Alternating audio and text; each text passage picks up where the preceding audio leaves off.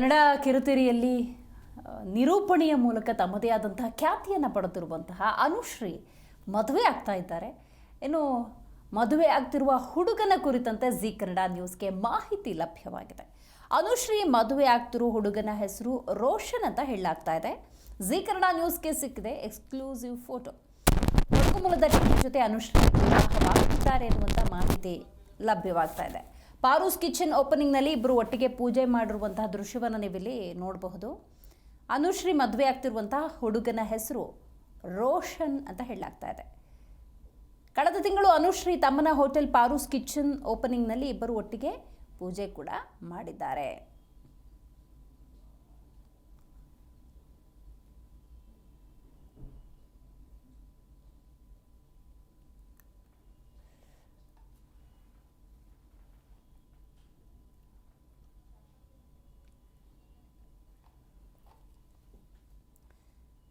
ನೋಡಿ, ಕನ್ನಡ ಕಿರುತೆರೆಯಲ್ಲಿ ರಿಯಾಲಿಟಿ ಶೋಗಳು ಅಂದಾಗ ತಮ್ಮದೇ ಆದಂತಹ ಖ್ಯಾತಿಯನ್ನು ಅನುಶ್ರೀ ಹೊಂದಿದ್ದಾರೆ. ಮಂಗಳೂರಿನ ನಿರೂಪಕಿ ಕನ್ನಡದ ಕಿರುತೆರೆಯಲ್ಲಿ ತಮ್ಮದೇ ಆದಂತಹ ಖ್ಯಾತಿಯನ್ನು ಹೊಂದಿದ್ದಾರೆ. ಅಪಾರ ಸ್ನೇಹಿತರ ಬಳಗ, ಬಹಳ ದೊಡ್ಡ ದೊಡ್ಡ ರಿಯಾಲಿಟಿ ಶೋಗಳನ್ನು ಲೀಲಾಜಾಲವಾಗಿ ನಡೆಸಿಕೊಡುವಂತಹ ನಿರೂಪಕಿ ಅನುಶ್ರೀ ಯಾವಾಗ ಮದುವೆ ಆಗ್ತಾರೆ ಇದೊಂಥರ ಅನುಶ್ರೀ ಅಭಿಮಾನಿಗಳ ಪ್ರಶ್ನೆಯಾಗಿತ್ತು.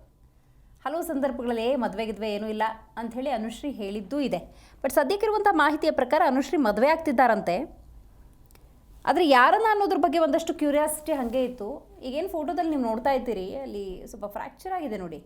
ಆ ಹುಡುಗನೇ ರೋಷನ್ ಅಂತ ಹೇಳಲಾಗ್ತಾ ಇದೆ. ಇವರ ಜೊತೆ ವೈವಾಹಿಕ ಜೀವನಕ್ಕೆ ಅನುಶ್ರೀ ಕಾಲಿಡಲಿದ್ದಾರೆ ಅಂತ ಹೇಳಲಾಗ್ತಾ ಇದೆ.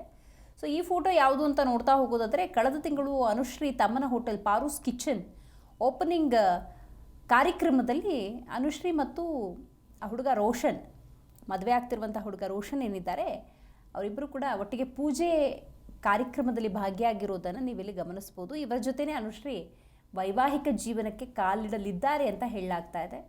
ಸೊ ಹಲವು ಅನುಶ್ರೀ ಅಭಿಮಾನಿಗಳು ಮದುವೆ ಯಾವಾಗ ಅನ್ನುವಂಥ ಪ್ರಶ್ನೆಯನ್ನು ಕೇಳ್ತಾ ಇದ್ರು. ಆ ಸಂದರ್ಭದಲ್ಲ ಮದುವೆ ಎಲ್ಲ ನೋಡೋಣ ಈ ರೀತಿಯ ಮಾತುಗಳನ್ನು ಅನುಶ್ರೀ ಹೇಳಿದ್ದೆ. ಮದುವೆ ಬಗ್ಗೆ ನಂಗೆ ಅಂಥ ಇಂಟ್ರೆಸ್ಟ್ ಇಲ್ಲ ಅಂತ ಕೂಡ ಹೇಳ್ತಾ ಇದ್ರು.